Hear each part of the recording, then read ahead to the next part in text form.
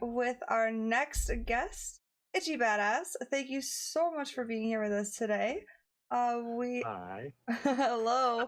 Oh, I love it so much. I was so upset. I'm totally in love with the what's it called? The face rigs that you use. Unfortunately, Jumbo Boy uses it too, but he just moved and he does little cat too, so it would have been really cute because he had a cat and then a dog. But he's in the middle of moving. But thank you so much for him for being here. But thank you also for joining us. It means a heck of a lot. Basically what we're here to have you talk about with us is going to be console gaming. I have some friends that do console gaming. I am so far in the blue with this one. So basically, I'd love for you guys to shoot some questions over in our forum over there. The first question that we have is going to be capture cards. Preference in how to choose a capture card and setting that stuff up. Oh my gosh. When it comes to capture cards, which, by the way, hi guys, I'm Ichi Badass. Yeah, say hello. Broadcaster, speedrunner. I'm also a character streamer, so I mean, talking Doge. But anyways, capture cards with console gaming is actually probably one of the most important things that you need to cover for a console caster, because sure, you have the option of streaming directly from most consoles, such as the PlayStation 4 and the Xbox One directly. But the problem you run with that is you have a lack of overlays. You have a lack of control for your alerts or even like mixing the sound properly. Sure, you're able to like mix some of the audio with the console gaming with your microphone too. For example, like, you know, the built-in application of Twitch or even Mixer on the Xbox One. But ultimately for that control and overlays and everything, you want a capture card. So like whether you choose to go with, I've actually used quite a variety of different capture cards, including the original DVC 90 and 100, which is a standard definition Dazzle. And this was before like capture cards were a standard. The capture cards were originally made for taking your VHSs and converting it to a digital format, so that way you can like save your family's like home videos and everything. And then some people got the idea like, well, wait a minute, I could actually use this on, you know, with the Xbox 360 or the PlayStation to record, you know, YouTube content, which is actually some of my earliest videos I ever uploaded to YouTube is with the DVC 90. However, the problem with those cards, like, you know, going with the Dazzle is like, it's standard definition, it's 480p. It looks awful, but it's for somebody who's like a budget content creator, you know, you can pick up a Dazzle for like $40. You can get an Easy Cap for like $10. The next one up would be, some of you guys might be familiar with it, which is the Elgato Game Capture HD, which was Elgato's first, you know, major card that came into play. And that one, I think, I don't know if it was, I want to say it was about $150. I got mine for about $100. And that was like one of the first cards you could do full on, you know, 720p, 1080p HD game capture at 30 FPS. But then you had this wonderful 1.35 millisecond delay because it's a USB 2.0 card. And if you had that, or you had, I think there was the AverMedia equivalent. I know there was the internal one, which is like the, what is it? Is it the C9? It's like the 920 or 930 or something like that. Yeah. Yeah, it's something weird. Then, I mean, yeah. And then I had actually the same issue, dude. I had the fucking Hop Hog. That thing. Oh my God. That thing was such a piece of crap, but it was amazing at the time. It was amazing. I was like, look at this. I can make YouTube videos. It's awesome. But yeah, yeah. Now it's like a piece of shit. Oh my gosh. Especially like the Hodgepodge, the original Elgato. Black Magic is a fantastic card, especially for like retro gamers. They're all expensive and they all have that like stupid delay, except for retro. Retro games don't have that delay. So what was cool, however, about, I mean, even the Hodgepodge and the Elgato is it has legacy hookups. So as a content creator who wanted to like create HD content, but also like, let's say you want to do Super NES, you want to do NES, you want to do like any of the retro consoles, you could actually do those too. Which 90% of the newer cards actually don't support that, which is what I'm going to come up to next, which I'm excited about, is current gen for console capture, like the best that you could possibly have is a USB 3.0 card. And they're typically what's referred to as like a low latency card. And they can be had for about $150 US. And The only thing better than that is the internal PCIe cards, which includes, obviously, you have the Elgato, which is the HD60 Pro. And let me think here. AverMedia has one, but I don't know what the hell it is. And I know Razer doesn't have one. And I'm going to focus on these two cards specifically because both of them are excellent. Whether you go with an internal PCIe card, literally no latency at all, 1080p HD capture. You can capture up to like 60 FPS. The problem, however, with those cards is they're usually HDMI capture only, input and output. So it is only good for if you actually want to have like a dual PC setup, if you want to capture, the HD quality content from your PlayStation 4, your Xbox One, your Nintendo Switch, which, I mean, let's be honest here. If you're creating content on YouTube, you're probably going to be more focused on like current gen stuff rather than, capturing Super Mario Brothers on the NES from, oh my gosh, how long ago has that been out now? Like 33 years, because I was born in '85, and that's when the NES officially launched. Wow. I was born on the North American release of Super Mario Brothers 3. Nice. Not same year, but the Right. actual date. But you have with the USB 3.0 cards, unfortunately not with the Elgato HD60S, but with the Razer Ripsaw, which I personally use, has the legacy hookups, which is very unique. So I like having the option of streaming retro consoles, but also the flexibility of an external card is you can actually take it with you on trips with a laptop, for example, if you want to stream a PlayStation 4, your Xbox One, your Nintendo Switch on the go, which if you have the energy to stream while you're going to like PAX or something, you are probably on like 1,000 milligrams of caffeine, because I've gone to like Just over here doing lines of milk real quick.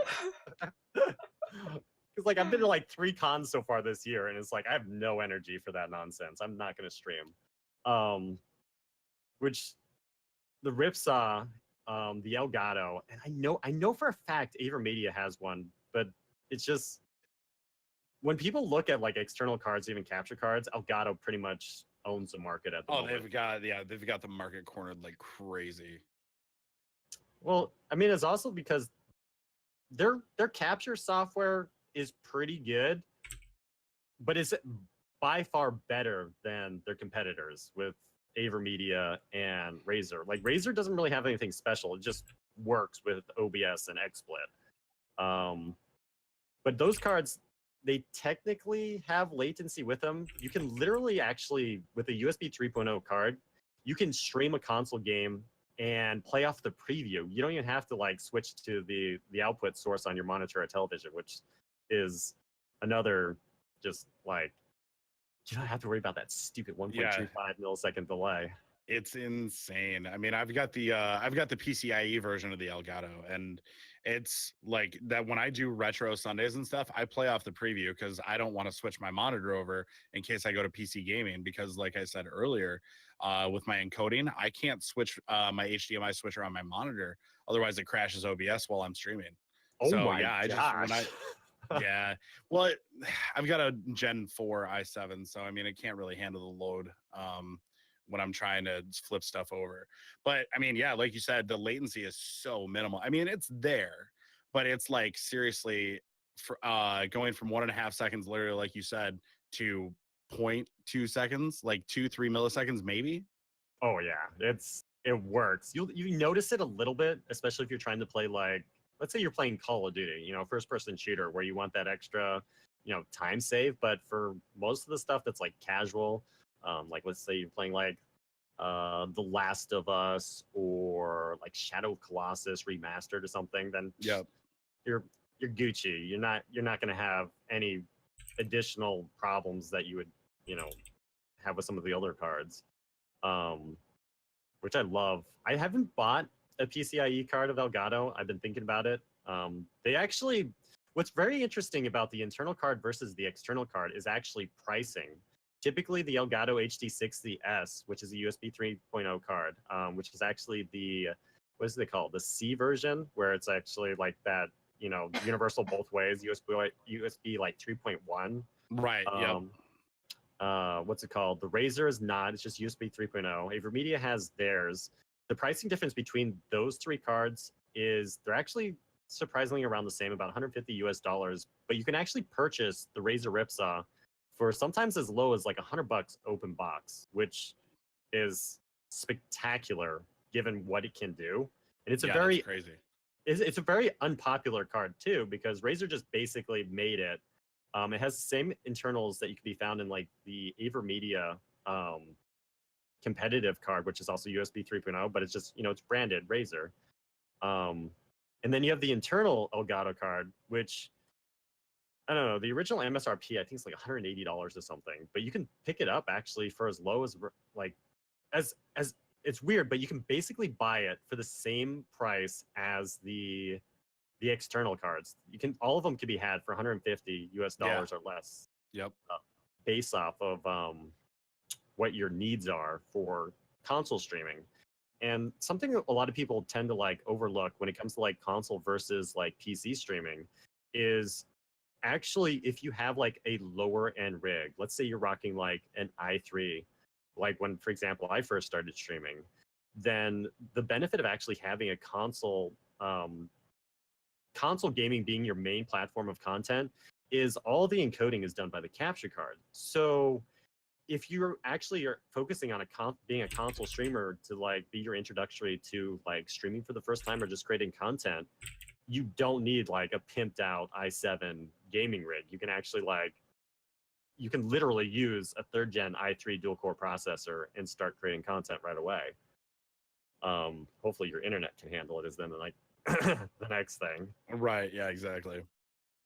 I noticed like Sarah had me down to like talk about overlays, which I think is pretty much generic overall when it comes to like any sort of streaming on PC, gaming, console, or what say you. Well, I guess the question more was geared towards getting all of that to line up, since I know I have one friend who is a console gamer and he had issues getting his alerts to work.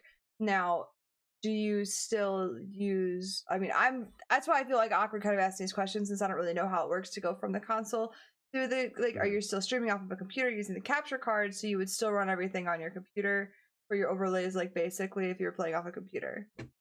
Oh yeah, absolutely. So basically how the capture cards works is it caps the video output from your console goes through the capture card, which then handles all the encoding, and then it outputs it not only directly to your external monitor or television that you would normally play off of, but the video feed goes right through the capture card to your computer over the USB 2.0 or 3.0 and is captured directly through your OBS broadcasting software. So it gives you the control and the option to use your own custom alerts, your own overlays and everything.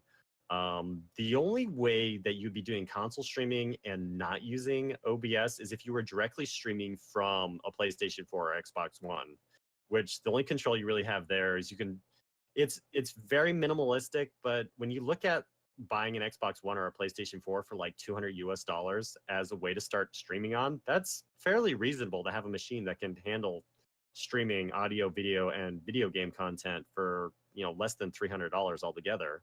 Yeah, absolutely. You only have control over like the video output, the bit rate. You can choose whether or not you're streaming like 720p HD or 1080p. But then you would be using like your phone or a laptop then to keep track of like, okay, well, who just followed me?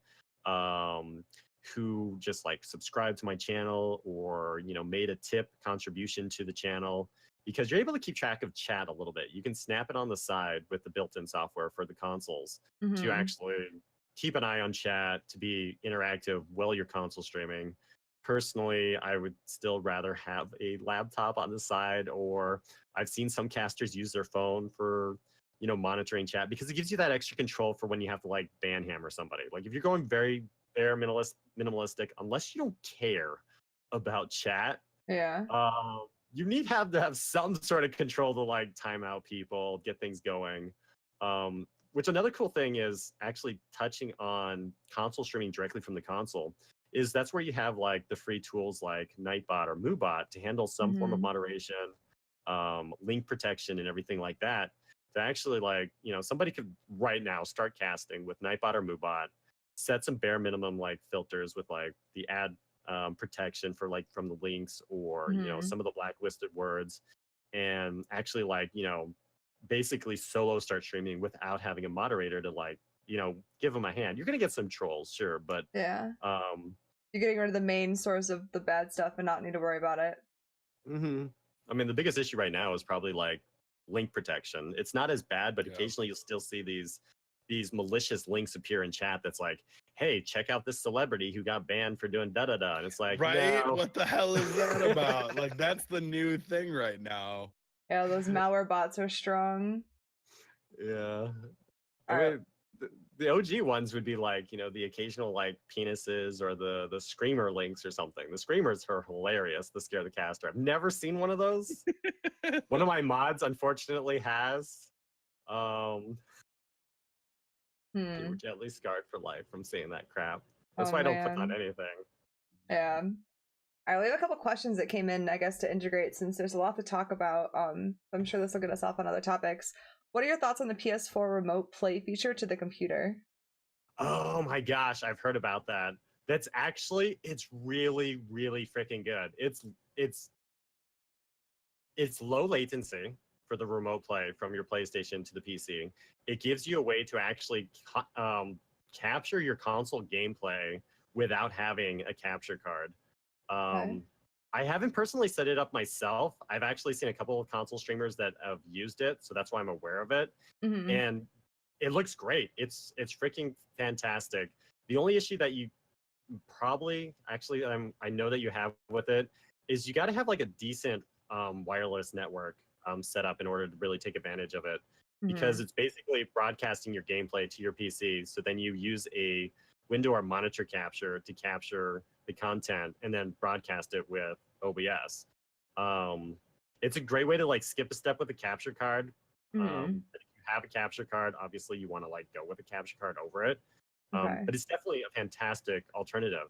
Even like the Xbox One, for example, which is really cool, is it has the cross-buy. So if you buy the game digitally on the Xbox One or on PC that's supported with like Windows 10, you can play it on both platforms and then even stream it. But then again, you're basically, when you do that, you're crossing a fine line, because then basically the game is being ran by your PC. And if you got a lower end rig, it's not going to be as enjoyable. That's one of the cool things with console gaming is all the processing.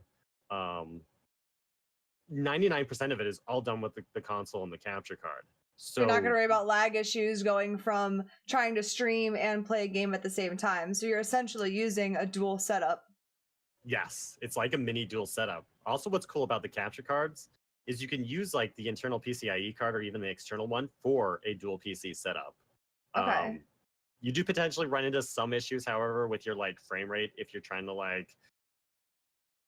play content that's at like over 144 like what's it called, FPS, because I have 144 hertz display, and when you try to do like dual PC with a capture card and you're trying to capture like 144 FPS content and stuff, it just gets really wonky and complicated. I don't use a dual PC setup, but I've read horror stories in regards to using the internal capture card with a second PC. You have to look at it as like, okay, my second PC is a console, thus the internal capture card. Hey, Sahara, the cat's coming over here. So in the end, you would recommend, do you suggest using the built-in streaming software then for the PS4 or Xbox? Well, if you're on a budget, like what's cool about starting off streamers is for less than $200 at the very minimum, without like buying a game or something, or even if you got a bundle, essentially you could start streaming with the internal software. It's not difficult to use. It shows you your chat. And what's important there is basically you can find out, I say stream for like 3 weeks, 21 days. Find out if streaming is for you. And at $200, the cost of a console, like you still have the game console after that 3 weeks if you don't like streaming. Like, oh my gosh, look at all these trolls. Oh my gosh, prank pizza. Holy crap, I just got swatted. My mom's going to kill me. Like, once you get your feet wet, it's like, okay, you either get bit by the bug and you love creating content and streaming, or you're just going to be like, nah. I mean, obviously having a capture card is the ultimate, which I've done not only like retro games with my capture cards, but I've streamed PlayStation 4, Xbox One, Wii U. I don't have a Switch yet. I'm waiting for a Pokemon game to come out for it. I've actually streamed handheld and mobile games too, which you can actually that's where another reason to have a capture card is you can stream from your phone or tablet through the capture card. You can also do the remote play. There's some mirroring software that you can use, which is kind of ghetto. Some of the older devices, their frame rate drops to like 5 FPS. Mm-hmm. Or you could use what's it called, like BlueStacks, an iOS or Android emulator to play mobile games.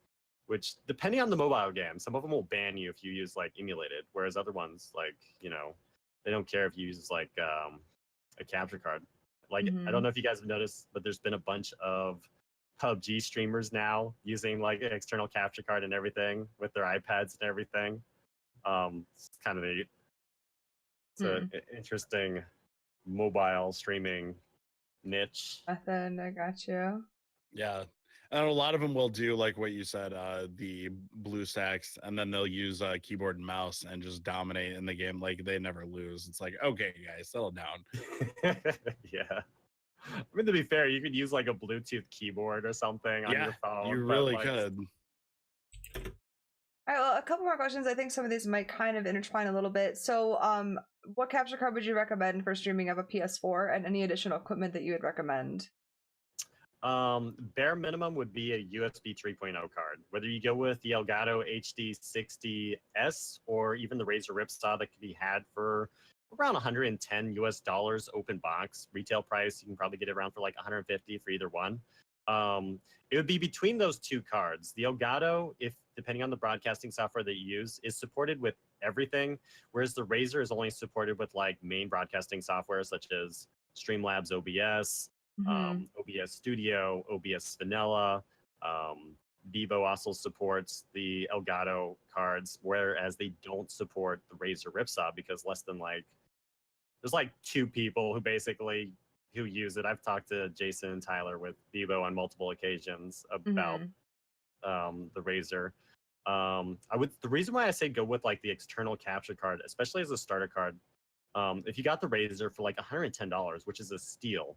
I paid $190 originally because I bought it when it first launched. Not only do you get the option of like the flexibility of taking that card around, but it also has the legacy support. So while I don't really recommend streaming like retro games for discoverability, at least you have the flexibility there that like, okay, I feel like playing Super Mario Brothers or something And you can directly off my capture card. Exactly. It also has a little bit of audio mixing built into it hardware wise, because you can actually plug in it has 2 3.5 millimeter jack inputs on the card, one for a microphone and one for just regular audio. Okay. So you can actually mix in music over some of your console gameplay, or you can just directly plug in your microphone to the external capture card. I don't really recommend that, but it's nice to have those little extra options. Plus, with an external card, you can use it on the laptop. So, like some people might have, borderline mid-range laptops because they're going to school, they're going to college, so they got like a decent laptop that they can use. You're not able to use a PCIe card in a laptop. I think you can buy an adapter to make it work, but then you're basically, after you buy the PCIe card, you buy the adapter for like another $100. Then it's like that's $100 that could have went towards like something else to help with streaming. Right. I mean, you might as well have just gotten a external card in the first place. Oh yeah. So Right, definitely between those 2 cards. Okay.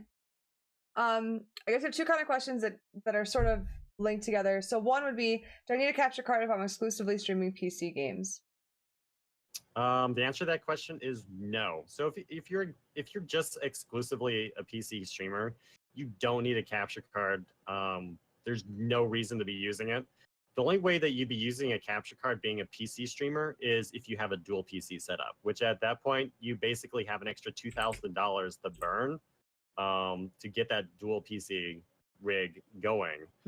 Because it's one of the easiest ways. You get an internal PCIe card, such as the Elgato HD60 Pro, and you treat the second PC as literally you treat it as a console. And you just plug it into the capture card from the stream machine, and then you go from there. You set up your overlays and everything off of the stream machine, and oh, it's spectacular. You play everything at like max resolution and ultra and what's say, but you're limited to like 60 FPS. You can't stream at like I mean, it doesn't matter. I was gonna say, does Twitch support 144 anyways, or no? Nah. They support 1080p at 60 FPS, just over 6 megabytes or 6,000 kilobytes per second. It goes over a little bit because of like the audio and everything like that. They don't support the 4K. Like there's a new Elgato card that just came out, which is 4K support over 60. I think it's locked at 60 FPS. I don't know if it goes over that, but I mean, you would only the 4K card would not use it for Twitch for streaming. Even if you created content, then you'd be doing that for like YouTube uploading 4K content. And what's scary about that, which really doesn't have anything to do with like capture cards, is if you're a content creator that's creating, scripted, edited, rendered content for YouTube or even uploading to Twitch, is when you're editing 1080p or even 4K, it takes for freaking ever to render depending on how good your rig is. So I wouldn't even do 4K in the first place. Everyone's watching 1080p on your phone, on your tablet, looks sexy as hell. Nobody can tell the difference on that little 4-inch display. Some of us got like 6 inches with our bigger phones. We're not judging. I mean, either way, even at 720, it still looks decent. Oh yeah, as long as the audio is good and you don't hear like small children running in around the background, you should be Gucci. Right. All right, and then the last question that we have on here, can you stream from remote play on PS4 without a capture card, given you have a good enough PC and internet? Yes. Oh, absolutely. Easy. That's super simple. I mean, it would be kind of like the equivalent of streaming from a soft modded 3DS. Because, like, for example, which is kind of like console gaming. With like 3DS streaming, most people are aware of that. You basically spend $250 to get your 3DS hard modded, or you buy one pre-modded for $450. Or if you soft mod it, you actually, which is what I do, is I stream directly over my Wi-Fi network, my 3DS, so I can play Pokemon or Legend of Zelda, the Nintendo titles, directly to, my PC, do window capture, and then boom, I'm streaming, handheld 3DS content without spending $250 to get my handheld modded from the other side of the world. Awesome. Well, I think that about wraps up our questions and wraps up our time. Thank you so much, Itchy, for being here to talk to us about console gaming and making me feel like there's so many things that I don't know about. But I appreciate your time so much, and it means a lot. Oh, thank you very much for having me. I really appreciate that. You gave me this time slot to talk about console gaming. It is a bit of a niche, but it is one that a lot of people are familiar with because a lot of people have those consoles, and they're like, well, how the hell do I stream with it? Why does some people's stuff look so good, and why does mine have that 1.35 millisecond delay? Right. Garbo headaches from 4 years ago. Well, thank you again for spending this time with us. We're going to take a quick intermission while we switch over to our final panelist, which is going to be iHeart's Raptors, talking to us about IRL streaming. Make sure you guys get in. We do have that Steam gift card or Steam game giveaway going on right now. We have the Amazon gift card giveaway that's going to be in 1 hour at the end of the stream. So please, you guys, make sure you stick around and please follow all the awesome people that are being with us today. And we will be back shortly.